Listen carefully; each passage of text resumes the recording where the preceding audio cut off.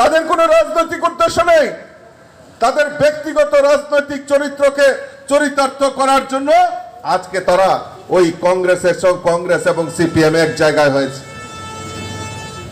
25টা বছর কোনো আন্দোলন করেনি এই রাজ্যের বুকে, কংগ্রেসীরা আন্দোলন করেনি।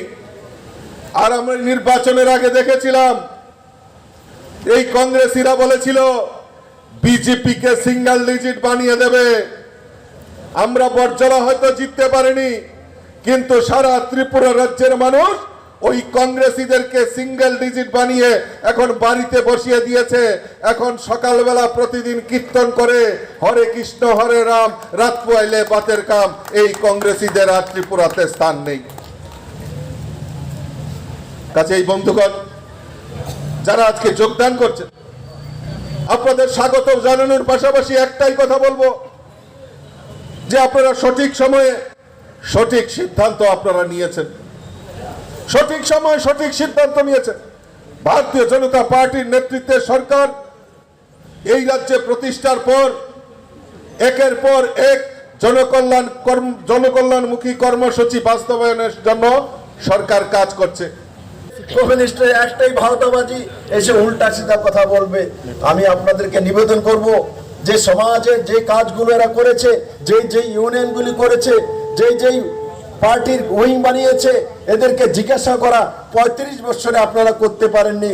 মাত্র 6 বছরে বিজেপি সরকার মহিলাদের জন্য করেছে, যুবাদের জন্য করেছে, যারা ওল্ড এজ আছে তাদের জন্য করেছে, সাংবাদিকদের জন্য করেছে, সরকারি কর্মচারীদের জন্য করেছে, শ্রমিকদের জন্য করেছে। তাহলে বাদ পড়লো কি?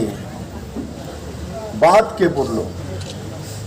এই সরকার মানুষের জন্য কাজ করতে জানে, কারণ কি সরকার নরেন্দ্র ভাই মোদীর দিশা নির্দেশে চলার সরকার মেরে মিত্র। তাই আমি এখানে ভারতীয় জনতা পার্টির যত কার্যকর্তা আছে তাদের প্রতি করজোড়ে নিবেদন,